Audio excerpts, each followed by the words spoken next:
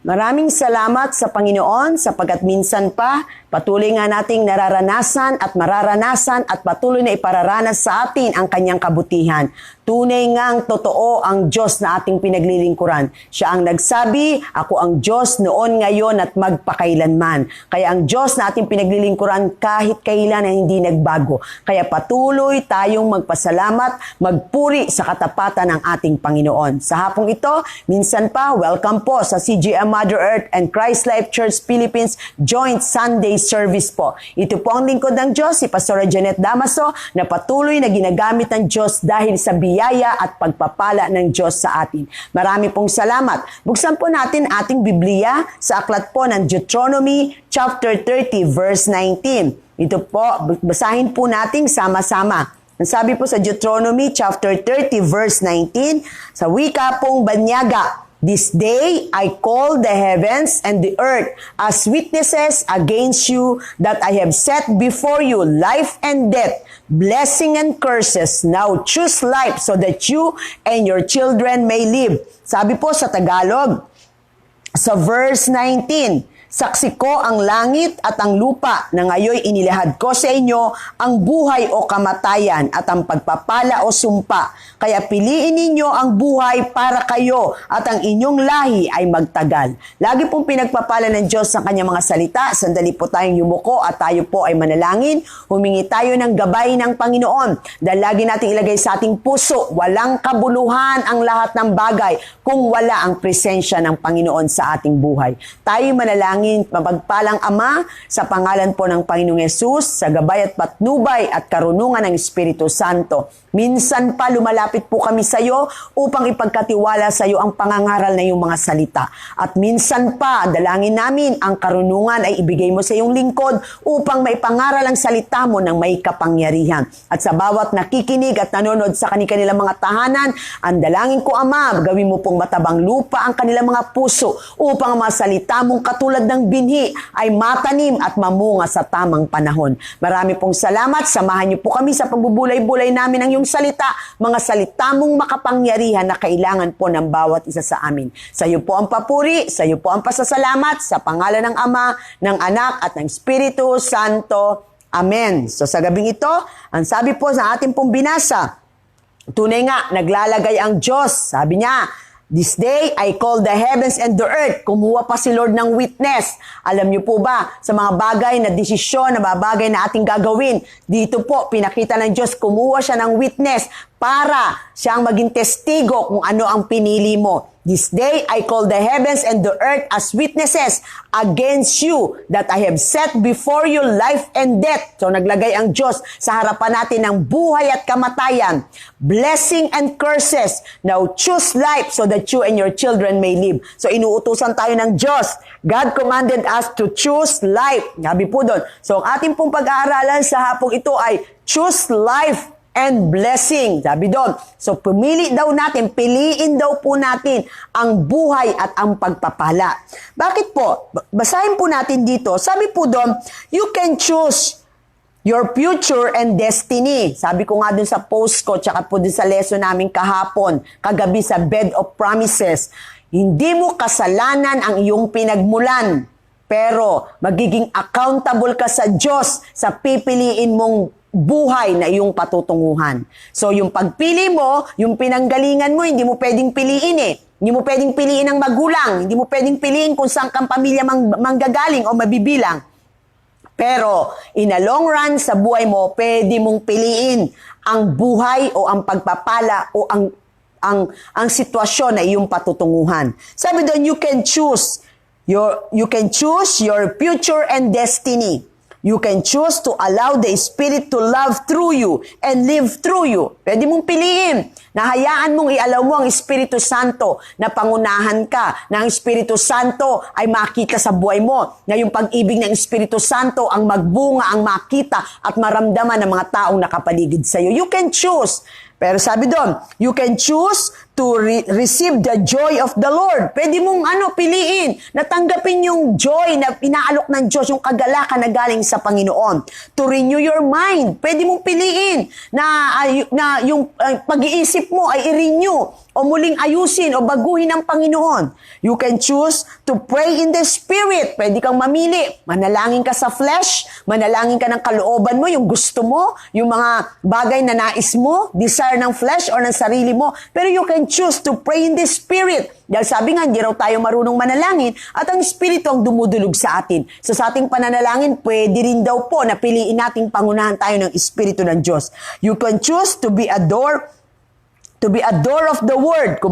Kumbaga parang you can choose, sabi doon, pwede daw din po nating piliin. Kung ang tawag doer of the word, kung tayo po, pwede daw po nating piliing listener lang at hindi doer of the word. Nasa atin po yun makikinig ka lang. Pero kapag kinukonbik ng Espiritu Santo na yung pinakinggan mo ay isa pamuhay mo, you can choose pa rin, ikaw pa din ang mamimili. Sabi doon, to give and forgive. You can choose to give. Kung ayaw mo magbigay, hindi ka pipilitin. Kung ayaw mong magpala sa iba, hindi ka pipilitin. Kung ayaw mo na gamitin ng Panginoon, hindi ka rin pipilitin ng Panginoon. So you can choose to forgive. Iba, magpatawad ka, hindi ka magpatawad, hindi ka pipiliin ng Diyos. You can choose to live by faith. Pwede kang mabuhay sa pananampalataya. Pwede mo piliin mabuhay sa pananampalataya. Pwede mo rin piliin na mabuhay sa sarili mong kagustuhan. Anong ibig sabihin? God is not the variable in our lives. Pag sinabing variable, means not liable to change. Ang Diyos hindi siya hindi siya ang liable to change your destiny. Ikaw ang pipili ng buhay. Ikaw ang pipili kung ano gusto mo mangyari sa buhay mo. Ikaw ang pipili kung saan yung path na patutunguhan mo. Binigyan tayo ni Lord ng freedom. Grace is a constant, abundant provision for every need. Ang biyaya ng Diyos nandyan lang. Yung provision ng Diyos nandyan lang. Yung pag-ibig ng Diyos nandyan lang. Yung lakas ng Diyos nandiyan lang. Pero tayo pa rin ang pipili kung iaalaw natin yung biyaya ng Diyos ang makita o maghari sa buhay natin. Tayo pa rin ang pipili kung ang gusto mo yung provision ng Diyos o gagawa ka ng sarili mo o mag-struggle ka sa sarili mo, pwede pa rin, you can choose. Bakit? May freedom po tayo. So, Sabado, tayo ang liable to change. We are liable to change our will. Tayo raw po ang may liable. Merong kakayanan para baguhin ang mga bagay na gusto natin o kalooban natin. We choose to be passive or submissive or active. We choose to be passive or active in our fellowship with God. Pwede rin mag-respond ka kay Lord. Sa fellowship mo sa Kanya, pwedeng active ka. Nasa sayo po yun Kaya sa gabing ito, sa hapong ito, yan ang ating pag-aralan. Choose life and blood. Inutusan tayo ng Lord. Diba sabi niya, God commanded us to choose life and you will live. You and your descendants. Sabi ng Lord, piliin mo ang buhay. Piliin mo ang pagpapala para mabuhay ka. Para pagpalain ka 10 ng iyong lahi. Kasama po dahil yung choice mo ngayon, makakaapekto sa bunga mo bukas. Magiging apekto yung pagpili mo ng asawa, yung bawat desisyon mo.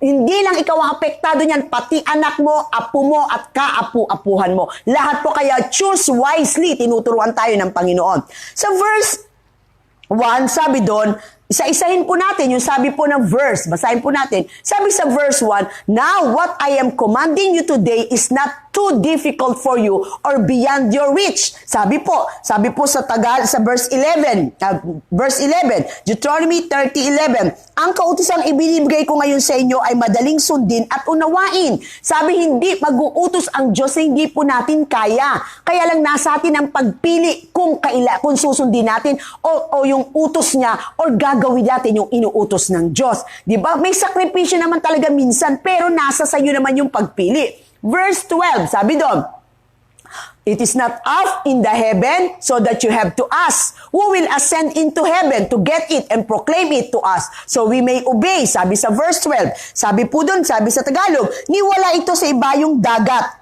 Sabi doon, ito ay wala sa langit, kaya hindi nyo masasabing walang aakyat doon at kukuha sa kautusan upang marinig nyo at maisakatuparan. Verse 13, ang sabi po, nor it is beyond the sea so that you have to ask who will cross the sea to get it and proclaim it to us so we may obey it. Sabi sa 13, niwala ito sa ibayong dagat kaya di ninyo masasabing walang tatawid sa dagat para kunin ang kautusan at nang marinig ninyo at maisagawa. So wala daw, sabi po dun wala daw sa langit para sabihin mo, sundin nyo ang utos ko. Sasabihin nyo, asan ang utos mo Lord? Sino pupunta sa langit para kunin ang kautusan mo? Sino pupunta sa dagat para kunin ang kautusan mo? Wala sa langit, wala po sa dagat. Anong sabi sa verse 14? Sabi po ng Panginoon, eto, no, the word is very near you. It is in your mouth and in your heart, so you may obey it. Sabi sa 14, ang kautusan ay di malayo sa inyo. Nasa inyong bibig, nasa inyong puso, kaya magagawa ninyo. So, alam ng Diyos, kaya nating sumunod. Bakit? Kasi yung salita niya, nasa bibig natin, nasa labi natin, nasa puso natin. So, kaya nating sundin kung ating pong gugustuhin. Kaya nga sabi ni Lord, obedience is better than sacrifice. Ang pagsunod ay napakahalaga po sa Panginoon. Dahil sabi ng Panginoon, kung walang susunod, di ba? Kung walang mga sino po? Sinabi niya rin po yan sa aklat sa New Testament tungkol sa kaligtasan eh. Basahin po natin, Romans chapter 10, verse 6 to 10. Basahin natin. Ngunit, sabi niya, ganito naman ang sinasabi tungkol sa pagpapawalang sala dahil sa pananalig. Huwag mong sabihin sa iyong sarili, sino ang aakyat sa langit? Alalaong bagay upang ibaba si Kristo. Huwag mo rin sabihin, sino ang mananaog sa kalaliman? Alalaong bagay upang kunin si Kristo mula sa patay. Ngunit ito ang sinasabi niya, malapit sa iyo ang salita, nasa iyong mga labi at nasa iyong puso. Ibig sabihin ang salitang ipinangangaral namin tungkol sa pananampalataya. Kung ipapahayag na yung mga labi na si Jesus ay Panginoon at mananalig ka ng buong puso na siya'y muling binuhay ng Diyos, maliligtas ka. Kapagkat nananalig ang tao sa pamamagitan ng kanyang puso at sa gayoy napapawalang sala at napapahayag sa pamamagitan ng kanyang labi at sa gayoy naliligtas. So maski yung pagkaligtasan, sabi ng Diyos nasa puso mo at nasa labi mo at nasa puso mo. Kapag ipinahayag na yung labi na si Kristo'y tagapagligtas, maliligtas ka. Kung ipapahayag ng yung labi, di ba sabi doon, kung ipapahayag ng yung labi na si Jesus ay Panginoon at mananalig ka ng buong puso, labi at buong puso. Sabi doon, siya'y muling binuhay ng Diyos, maliligtas ka sapagkat nananalig ang tao sa pamamagitan ng kanyang puso at napapawalang sala sa pamamagitan ng kanyang labi. So ganun din sa pagsunod sa Panginoon. Sa pagsunod sa Panginoon, pag pinili ng iyong puso at ng iyong labi, pag pinili ng puso mong sumunod kay Lord, I will choose life, I will choose blessing, at pinahayag ng labi mo, magagawa mo, sabi ng Biblia. Kaya po sabi doon, not difficult for us, not beyond our reach, ang salita ng Diyos, yung utos ng Diyos, it is not up in heaven, it is not beyond the sea, the word is very near to us, the word is in our mouth and in our heart. Sabi, Moses declares that understanding, believing, and obeying the covenant were not beyond them, likewise to us in a New Testament. So si Moses ang nag-declare nito na ang sabi niya na ang pananampalataya, pangunawa at pagsunod sa covenant na binigay ng Diyos ay hindi beyond, hindi natin daw kayang abutan, we're not beyond, the covenant were not beyond. Likewise to us in the New Testament. Kumbaga, hindi mahirap, hindi malayo. Puso at labi ang kailangan para masunod po natin ang covenant ng Moises. Sabi ni Moises sa covenant, yung utos ng Diyos to choose life and blessing at yung kaligtasan. Manampalataya ka, ipahayag na yung labi at manampalataya ka sa yung puso, maliligtas ka. So yung pagsunod nandoon po, ituloy po natin. Sabi po dun sa verse 15, sabi doon, see, I set before you today life and prosperity, death and destruction. Sabi niya, so the life and prosperity, mamili ka. I set before you today life and prosperity, death and destruction. Yung life and death, magkasalungat. Yung prosperity and destruction magkasalungat. Pero binibigay ng Diyos sa'yo. Janet, mamili ka. Ito ang life, ito death, ito prosperity, ito destruction. Pumili ka. Binibigyan kita ng karapatan. Pag pinili mo ang Diyos, life and prosperity ang mararanasan mo. Pero pag pinili mo ang pinili mo yung lumayo sa Diyos, hindi pahalagahan ng Diyos, wala kang panahon sa Diyos, hindi mo binibigyan ng time, ng effort ang Diyos, at hindi siya ang pipiliin mo, destruction, sabi, death and destruction ang mararanasan natin. You choose. Kaya kapag ang tao na nakakaranas ng problema at pagsubok, ang tao nakakaranas ng mga destruction at kamatayan sa buhay nila, ikaw ang pumili niyan, hindi ang Diyos. Sa Diyos, walang problema. Tayo ang pipili ng destiny natin. Okay, so ang sabi po doon, tingnan natin, you choose, di ba? Mamili daw tayo. Verse 16, tingnan natin. For I command you today, inuutos ng Diyos, to love the Lord your God, to walk in obedience to Him, and to keep His commands, decrees, and laws. Then you will live and increase, and the Lord your God will bless you in the land you are entering to possess. Okay, di ba sabi ni Lord, inuutusan kita. Di ba, mahalin mo ang Diyos. Love the Lord your God. Walk in obedience to Him and to keep His command. At pag yan ang pinili mo, yan ang ginawa mo, at yan ang sinunod mo, life and prosperity will follow you. Ikaw ang pipili. Pero ang sabi naman ng Bible, kung ayaw mo ng life and prosperity, Deuteronomy 17, but if your heart turns away, and you are not obedient, and if you are drawn away to bow down to other gods and worship them. Diba? Pero sabi ni Lord, pero yung puso mo kung lalayo sa akin at hindi ka susunod sa akin at ikaw lalayo at sasamba ka ng ibang Diyos, ng ibang Diyos-Diyosan, or sino man ang gusto mo, hindi ka pipilitin ng Diyos. Then, ibinibigyan tayo ni Lord ng karapat ng kalayaan. I declare to you this day, diba? That you will certainly be destroyed. You will not live long in the land you are crossing the Jordan to enter and possess. Kapatid, napakalinaw na mensahe ng Diyos sa atin sa hapong ito. Mamili ka. Witness ko ang heaven and earth. Nilalatag ko sa iyo, sabi ng Diyos. Sabi ng Diyos, life or death. Prosperity o destruction. Mamili ka. Kung gusto mo ng life and prosperity, choose to obey God. Sabi doon, walk in His ways, sabi niya. At obey His command. At pag yan ang ginawa mo, at yan ang pinili mo, life and prosperity will follow you. Pero sabi nila, pero kung tatalikod ka sa akin, lalayo ka sa akin, hindi ka susunod sa akin, sasamba ka sa ibang Diyos-Diyosan, mas priority mo ang ibang bagay kesa sa Diyos. Death and destruction will follow. I declare, diniklara pa niya, I declare to you this day that you will certainly be destroyed. Diba? You will not live long in the land you are crossing the Jordan. Kaya kapatid, yan po ang mensahe sa atin ng Panginoon. Sabi doon, meron tayong kapasyahan. Binigyan tayo ng Panginoon ng free will, ng freedom, na piliin kung ano ang gusto natin piliin. Bigyan tayo ni Lord ng freedom kung ano gusto natin. Kaya maging wise po tayo. Kaya hindi natin pwedeng sisihin ng Diyos bahalang pagdating ng araw. Lord, ba't ganito buhay ko? Ba't ganito nangyari sa akin? Parang yung nagkaila sa kanya, si Judas, pinili niya yun eh.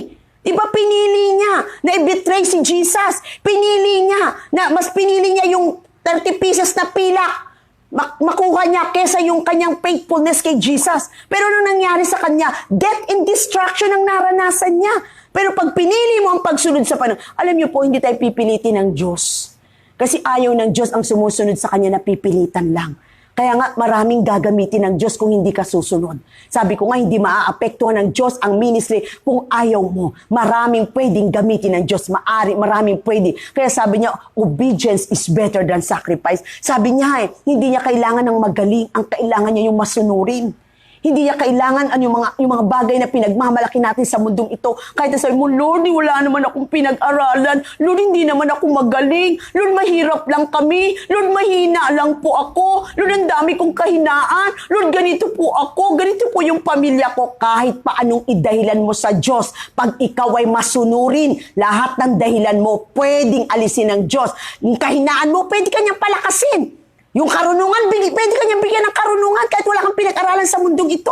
Ano pa? Yung mga bagay na kulang sa iyo, pwede niyang punuan. Ano mga bagay na meron ka na hindi kayang ayusin ng Diyos. Kaya nga sabi ng Panginoon, tinatawag niya yung mga hindi qualified para ayusin, para ma-qualify, di ba? Hindi kailangan ni Lord yung mataas yung standard. Ang kailangan ni Lord, pusong masunurin. Sabi nga ng Biblia, paano may mananampalataya kung walang mga ngaral? Paano sila mapapakinggan kung walang mga ngaral? Paano may mananampalataya? Paano maririnig ang taong kaligtasan? Paano maririnig ng taong mahal sila ng Diyos kung walang mga ngaral? Paano may mga ngaral kung walang susunod, kung walang isusugo? Tingnan nga natin, ano nga naman yung salita ng Diyos ang mag-preach sa kalye. Alangan ang salita ng Diyos ang mangaral dyan. Kung walang taong gagamitin, walang mangangaral, walang maliligtas, walang makakapakinig ng salita ng Diyos. Kaya mahalaga sa Diyos ang pagsunod. Sabi ko nga doon sa preaching ko dati, 3 ang ginagamit ng Diyos para maghanap ang kalooban niya sa mundo at para maranasan ng tao ang kapangyarihan niya at karanasan niya at ang pagmamahal na maranasan ng tao ang pagmamahal niya. Una, ang ginagamit ng Diyos, salita niya. Kung wala ang salita ng Diyos, ano ipapangaral mo? Alang nga ipangaral mo rito pamahiin. Alang nga ipangaral mo rito mga sariling kuro-kuro o karunungan ng tao. Hindi po. Walang kapangyarihan yan. Pero ang salita ng Diyos, katulad ng tabak, magkabilay talim, sabi ng Biblia. Ang salita ng Diyos, mapapara man langit at ang lupa. Pero kalititang salita ng Diyos, hindi mawawala ng bisa. Ang salita ng Diyos, makapangyarihan, sabi ng Biblia. Hindi babalik na walang nagaganap. Ang salita ng Diyos, pag pinangaral mo, babantayan ng Diyos para magkaroon ng katuparan sa buhay mo. So, kailangan ng salita ng Diyos kapag nangangaral. Ang salita ng Diyos, hindi pwedeng hadlangan ng kaaway. Hindi rin pwedeng hadlangan ng sinuman. Kahit anong gawin mo, hindi mo pwedeng hadlangan ng salita ng Diyos. So, ang salita ng Diyos ginagamit para ang plano ng Diyos, ang kalooban ng Diyos, ang pagmamahal ng Diyos, at ang plano niya sa tao ay magkaroon ng katuparan. Ano pa yung pangalawang ginagamit ng Diyos? Holy Spirit. Ang Espiritu Santo, kaya nga sabi ni Jesus, aalis ako, pero iiwanan ko sa inyo ang isang comforter.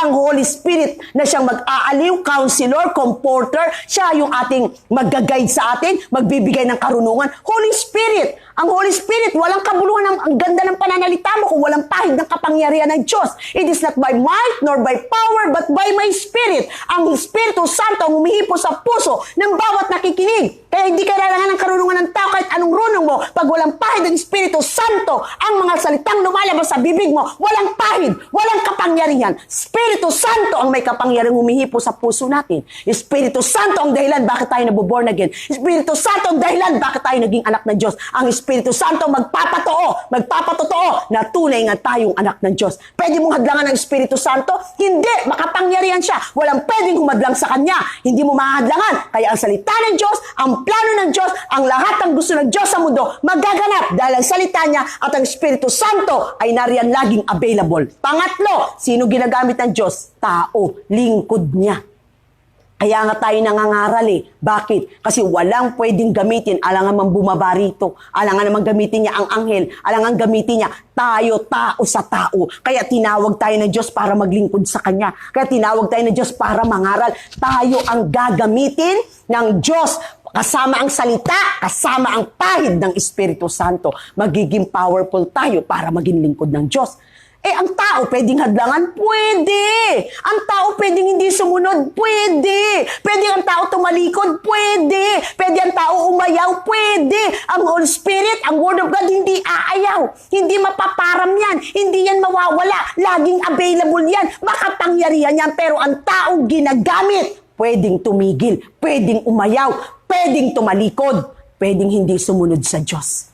Kaya kapatid, sabi ng Diyos, inuutusan kita. Choose life and prosperity. Tayo ang pipili. Hindi tayo pwedeng pilitin ng Panginoon. So, tingnan po natin sa verse 19. Sabi po doon sa ating teksto, "This day I call the heavens," sabi niya, "and the earth as witnesses." Yan po yung teksto natin kanina. Nagkumuha pa ang Diyos ng witness para makita ng mundo, ng heaven and earth, kung ano pinili mo. Kung pinili mo death and destruction, wag mong sisisihin ang Diyos. Kung pinili mo hindi sumunod, sumuway, tumalikod, at tumayo sa Diyos, hindi ka pipilitin ng Diyos. Pero may witness ang Diyos, pinili mo yan, ginusto mo yan. Hindi ang Diyos sa Diyos, walang problema. Ang Diyos laging willing magmahal, laging willing magparamdam ng biyaya, laging willing gumawa sa buhay natin, laging willing mag-answered prayer, laging willing kumilos. Gusto niya nga nahahayag ang kapangyarihan niya eh. Gusto niya nga nakikita ng tao ang kapangyarihan niya. Pero kung ang tao hindi siya pipiliin, hindi niya pipilitin ng tao. Kaya sabi niya, "Witness that I have set before you life and death, blessing and curses. Now choose life so that you and your children may live." Kapatid, pag mali ang pagpili mo, pati children mo, ang anak mo, ang apo mo, at kaapu-apuhan mo, maaapektuhan sa pagpipiliin mo. Kaya choose wisely. So sabi po sa Tagalog, sabi niya, "Saksi ko ang langit at ang lupa na ngayon inilahad ko sa inyo ang buhay o kamatayan at ang pagpapala o sumpa. Kaya piliin nyo ang buhay para sa kayo at ang inyong lahi ay magtagal." So sabi ng Diyos, binibigyan tayo ni Lord ng option, pero nasa atin ang desisyon.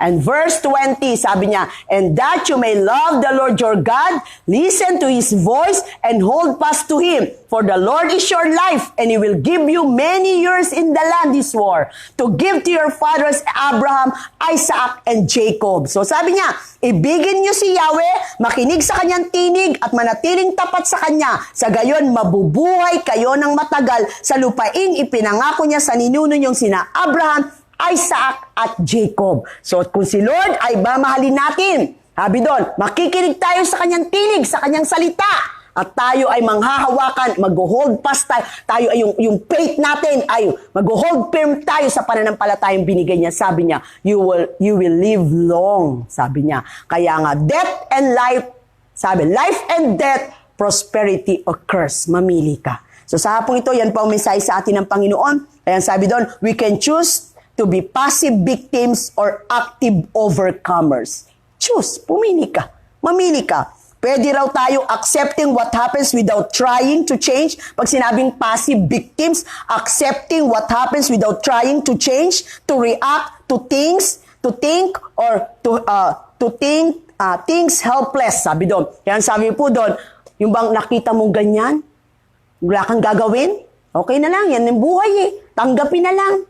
Nagkakamali, tanggapin na lang. Eh wala tayong magagawa, talagang buhay ganyan. Hindi. Pumili ka, deklara mo na sa Diyos may buhay, sa Diyos may kagalingan, sa Diyos may provision, sa Diyos may answered prayer, sa Diyos may himala. Ang Diyos kaya niyang, wala nang imposible sa Diyos eh. Yung nakikita mong imposible, ideklara mo yung salita ng Diyos, ideklara mo na ang Diyos may magagawa. Piliin mo ang buhay, piliin mo ang pagpapala, yung salita ng Diyos. Sumunod ka sa Diyos at lahat ng bagay ibibigay sa iyo ng Panginoon. Yung mga bagay na hindi mo magagawa, sabi ng Diyos, magagawa ko sa iyo. Ang hindi magagawa ng tao, magagawa ko. Ang imposible sa tao, posible sa akin. Amen. So tayong lahat ay yumuko, tayo po ay pumikit. At sa hapong ito, patuloy nating ideklara, choose, piliin yung buhay. Piliin yung pagpapala. Paano? Patuloy tayong susunod sa Diyos kung ano pinagagawa sa atin ng Panginoon. Patuloy tayong magmamahal sa salita niya. Patuloy tayong magmamahal. Walk in His ways, sabi ng Biblia. At patuloy na susunod kung anong nais ipagawa ng Panginoon. Tayo manalangin. Panginoon, sa oras na ito, lumalapit po kami sa iyo. Salamat sapagkat alam namin ikaw ang Diyos na mabuti. Dalangin po namin sa oras na ito, lagay mo sa puso't isipan namin. Hindi namin kasalanan ang aming pinagmulan. Hindi piliin ang pinagmulan. Hindi pwedeng piliin ang pamilyang kinabibilangan. Hindi pwedeng piliin ang magkulang na magsisilang sa amin. Pero Panginoon, kapag kami, Panginoon, ay naisilang na sa mundong ito, nagkaroon ng isip, nagkaroon na kami, Panginoon, ng kaunawaan at nagkaroon kami ng mga salita mo, pwede naming piliin ang buhay. Pwede naming piliin ang pagpapala. Paano? Kung susunod kami sa iyo. Kaya Lord, bigyan mo kami ng pusong masunurin. Yung kalooban mo, wag yung gusto namin. Yung kalooban mo, Lord God, hindi yung aming mga desire, wag yung mga plano namin, kundi yung plano mo. Lord, pipiliin namin ang life and prosperity kung susunod kami, Panginoon. Kung kami, Panginoon, ay lalakad sa katwiran mo, lalakad sa kalooban mo. Kaya Lord, salamat po. Sa oras na ito, Ama, dalangin po namin, bigyan mo kami ng pusong masunurin. Yung puso, Panginoon, na handang sumunod sa iyo, piliin ang buhay at ang pagpapala. At yun ang magaganap sa amin, Father God. Salamat po. Pagpalain mo po ang bawat isa na nasa kanilang mga tahanan na patuloy na nagmamahal sa iyong mga salita. Lord, naniniwala kami sa bawat panonood namin, sa bawat pakikinig namin, Panginoon, ikaw. Sa iyo kami nagpapakita ng pagmamahal, hindi sa speaker, hindi sa church, kahit sino pa nagsasalita, kahit pa Panginoon Father God, sa ang chapter ng CGM yan, kahit sa ang pang-district ng CGM yan, basta nakikinig kami ng salita mo, Panginoon, nagpapakita yun ng pagmamahal namin sa iyo, Panginoon. Marami pong salamat at pagsunod namin sa iyo, Panginoon. Dahil ikaw nagsabi, dilihin namin ang mga salita mo day and night, 24 hours. Ang mga salita mo, wag namin pagsasawaan, Panginoon. Pagpalain mo ang bawat pamilya, ang bawat nanonood sa kanilang mga tahanan, at salamat sa oras at effort na nilalagay nila upang patuloy na makapakinig ng salita mo. Bawat mensahe mo, Lord, mahalaga. Dahil hindi lang kami sa tinapay na bubuhay, kundi sa bawat salitang namumutawi sa bibig mo. Kailangan namin ng mga salita mo. Kailangan ka namin. Kailangan namin ng Espiritu Santo. Kailangan ka namin, Lord, sa buhay namin. Maraming salamat. Lagi kang willing. Ikaw nagsabi, kung mananatili kayo sa akin, ako'y mananatili sa inyo, at ang salita ko'y mananatili sa inyo. Hingin nyo ang maibigan nyo, ipagkakaloob ko sa inyo. So mayroong unang hakbang, mananatili kami sa iyo, ikay mananatili sa amin, at ang salita mo'y mananatili sa amin. Hingin namin ang maibigan namin, ipagkakaloob mo. Maraming salamat sa pangako mo, Panginoon. Pagpalain mo ang communion emblem na nasa amin pong harapan, maging pagpapala sa bawat tatanggap ng mga simbolong ito. Sa pangalan ni Jesus, amen and amen. Buksan po natin ang ating Biblia sa aklat po ng Korinto. Sige po, kunin po natin ang ating mga communion emblem. At sa oras na ito, wag niyo po munang, kung hindi pa po tayo tapos sa ating pong ceremony, wag niyo muna pong ipapakain yung mga natira po. Kung meron mang mga bata dyan sa inyo, wag niyo muna po ipakain yung mga tira. Kung meron pong natira, yung excess, wag niyo po muna ipakain hanggat hindi natatapos po yung ating ceremony. Kasi Holy Communion po, banal po yan sa harapan ng Panginoon.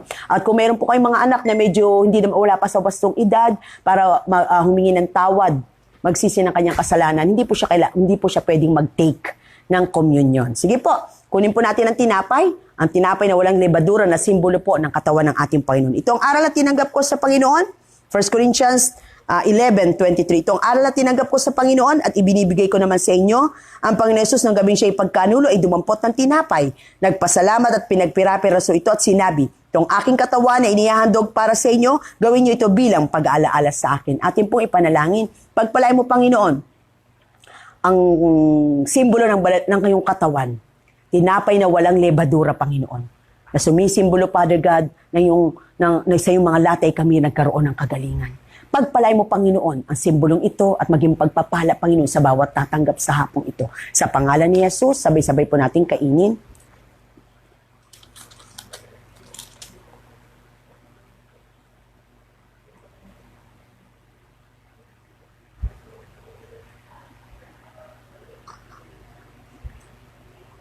Unin po natin ang katas ng ubas na simbolo ng banal dugo ng Panginoong Jesus. Verse 25, gayon din naman matapos maghapunan, ay hinawakan niya ang saro at sinabi, ang sarong ito ang bagong tipan na pinagtitibay ng aking dugo. Yung iinumin niyo ito, gawin niyo bilang pag-aalaala sa akin. Kapag tuwing kakain kayo ng tinapay na ito at iinom sa sarong ito, ay pinapahayag niyo ang kamatayan ng Panginoon hanggang sa muling pagparito niya. Atin po ipanalangin, pagpalain mo, Panginoon, ang simbolo ng banal mong dugo, maging pagpapala sa bawat tatanggap at dinideklara namin, dahil sa banal mong dugo, kami malinis na. Dahil sa banal mong dugo, kami napatawad na sa lahat ng aming kasalanan. At dahil sa banal mong dugo, Panginoon, naging matuwid kami sa iyong harapan. Pagpalain mo, Panginoon, ang bawat tatanggap sa hapong ito sa pangalan ni Jesus. At kung may katabi ka, sabihin mo, I share my life with you. Sabay-sabay po nating inumin.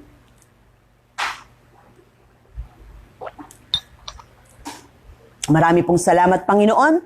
Hapong ito, minsan pa, samahan mo kami sa buong isang linggo, Panginoon, na kami, Panginoon, ay yayaon sa mundong ito. Amahan mo kami, Father God, bawat araw, yung gabay, yung karunungan at pangunguna mo upang patuloy kaming mabuhay ng ayon sa iyong kalooban. Pipiliin namin lagi ang sumunod sa iyo. Pipiliin namin lagi, Panginoon, ang mahalin ng salita mo. Pipiliin namin lagi, Panginoon, Father God, at tunay nga na kami, Panginoon, ay sumunod sa kalooban mo, at kung may inuutos ka at may nais kang ipagawa sa amin, susunod kami, Lord. Dahil sa pagsunod namin, sa pagmamahal namin ng iyong salita, at pagsunod namin sa iyong kalooban, pinipili namin ang buhay at pagpapala na inutos mo po sa amin. Marami pong salamat. Sa iyo po ang papulit pa sa salamat. Sa pangalan ni Jesus, amen and amen. Good evening po and God bless us.